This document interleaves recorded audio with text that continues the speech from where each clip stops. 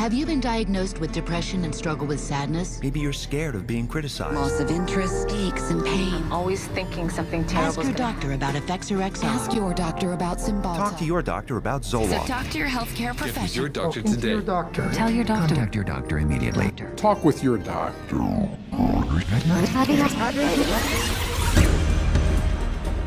40多年前，各地精神科的龙头齐聚于波多黎各，一同策划他们未来的发展方针。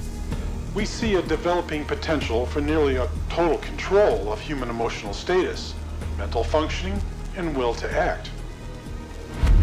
他们计划在西元2000年发展出各种精神科药物，以控制人类各方面的行为。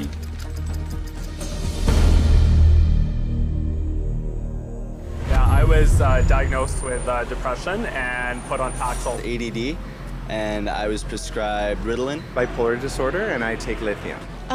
Depression, Effexor, Lexapro. PTSD, Zoloft. I was on Paxil. When they placed me on Zoloft. They gave me Adderall. I was prescribed Siptamil. Tegretol. Lexapro. Risperdal. Stelazine. Adderall. Concerta. Orazine. Vyvanse. Lorazepam. Effexor. Clonazepam. Ritalin. Dexamphetamine. Paxil. Cylert. Prozac. Adderall. Elavil. Depakote, Wellbutrin, Seroquel, etc., etc.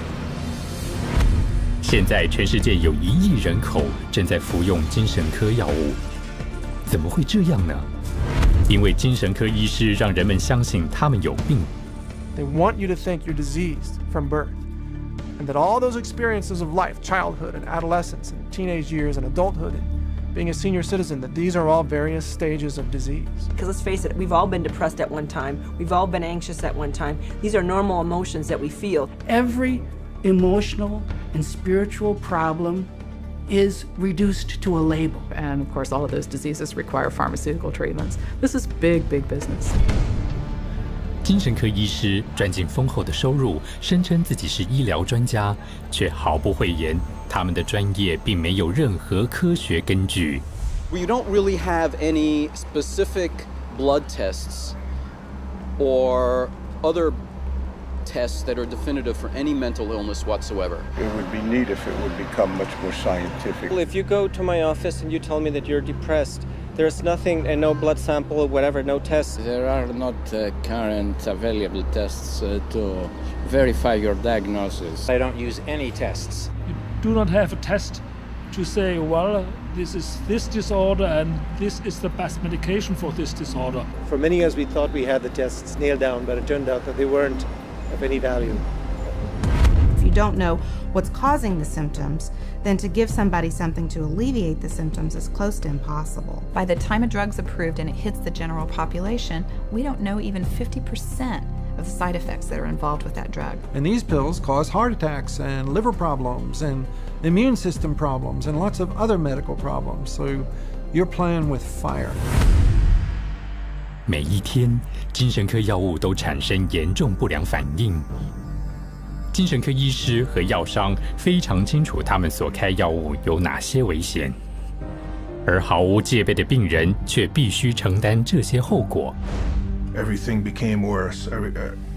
Each mood swing was worse. He would have chronic headaches, chronic, nausea, not feeling good. She was very agitated. Very, very jumpy. She was having horrible hallucinations. Her personality was disintegrating. Once he started on that drug, the cloud just stayed over him and stayed over him and stayed over him. It got darker and darker. He thought there wasn't anything worth living to kill himself. That was not Matthew. That was the drugs. At least I would like to have said, I love you. I didn't get a chance to do that. 除了每天摧残着许多人之外，每个月估计有3000人被精神科药物害死。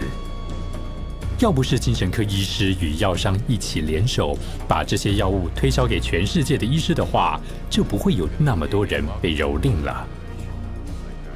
今天有70%的精神科药物是透过一般内科医师开给病人，这是怎么办到的？就是市场行销。It's about creating a good story that uses science that convinces a physician to think about writing a prescription. This is not science. This is incredibly effective marketing. It has nothing to do with science. They use what I call statistical contortionism. Basically just skew the numbers, make everything look fantastic, you hide the bad numbers. They're learning every trick in the book. They're evolving into efficient marketing machines, and it's working. There's definitely an unholy alliance between psychiatry and pharmaceutical sales. That's a marriage made in heaven. They're like conjoined twins. They're joined at the wallet. 就是市场行销。精神科的诊断手册充斥着374种精神疾病，而且不断有新的病名加入，他们的生意正蓬勃发展。制药公司所制造的精神科药物名单，已经从1966年的44种增加到目前的174种。名列前茅的5大精神科药物所赚得的总利润，比全世界1半以上国家的国民生产毛额都还要高。精神科一年捞得3000多亿美金，这怎么会发生？这是一个难以置信的骗局，却是个不可忽略的事实。